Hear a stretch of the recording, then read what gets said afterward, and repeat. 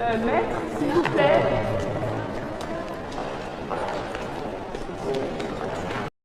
القاضي الفرنسي يتجه لغيتا العلاكي بسؤال محرج في قضية سعد المجرد. قبل ما نكملوا الفيديو لا تنسوا الاشتراك، هذا فضل وليس أمر، ونكملوا الفيديو.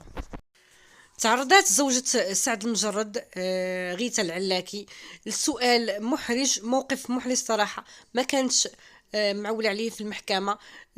القاضي الفرنسي طرح عليها سؤال هو كالتالي: سولها واش كانت كتمارس معاه علاقة جنسية قبل الزواج، قبل ما يتزوجوا، قبل ما يتكاتبوا.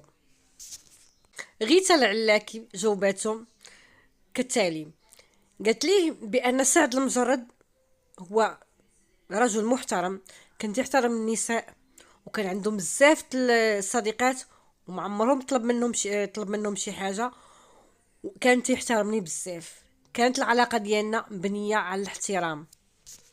ديك اللحظه سعد المجرد نفيا قاطعا بانه وصل للبنات ولا وصل لهذيك الشابه الفرنسيه، عمره ما وصل ليها، واعترف بانه كيتناول الكحول والمخدرات، ماشي دائما ولكن مره ملي تكون عنده سهرات، ملي تكون عنده خدمه كيكون شويه مرهق عفوا، كيتعاطى المخدرات غير شويه ماشي بزاف، يعني ماشي تيبقى تياخد حتى كيدوخ، وانما كياخد غير شي حاجه باش ينشط، باش يحاول يواجه السهره ديالو ولا العمل ديالو بنشاط. واكد القاضي بانه بهاد التهمه هذه راه تضرر مهنيا، يعني شحال هذا بقى خدام 3 سنين هو جالس كيتسنى باش يعطيوه الاوكي باش يخدم على راسو، بانه تضرر بزاف، وبانه واحد الانسان لانه هو طيب وماشي ولد الحرام كما قال لهم، كيحترم العيالات، وعمره ما دار هذاك الشيء اللي كتصرح به الشابه الفرنسيه.